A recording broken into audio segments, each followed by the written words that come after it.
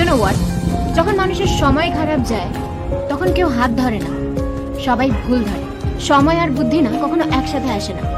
সময় থাকতে থাকতে কখনো বুদ্ধি আসে না, আর যখন বুদ্ধি আসে তখন সময় থাকে না। আর যাদের এই দুটো একসাথে আসে তারা খুবই লাকি।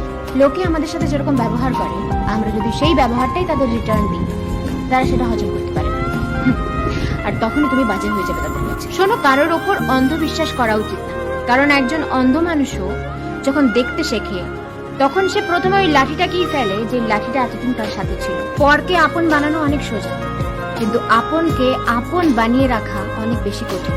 ধার সবসময় বুঝে শুনে দেওয়া উচিত, কারণ যে ধার চায় সে মাত্র একবারই চায়, কিন্তু যে ধার দেয় তাকে বারবার চাইতে হয়। যতক্ষণ চুপ থাকবে লোকে বোকা ভাববে, যেই মুখ খুলবে লোকে সহ্য হবে না।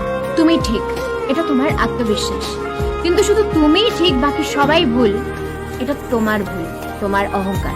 যেই পরিবারে সবাই একে অপরের হাত ধরে থাকে তাকে কখনো অন্য কারোর পা ধরতে হয় না। বয়স বাড়ার মধ্যে না একটা আলাদাই ব্যাপার রয়েছে, বুঝলে?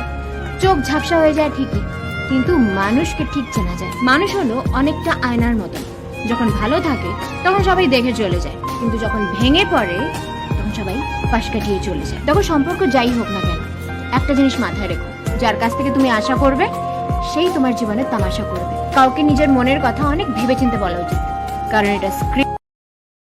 Download ShareChat.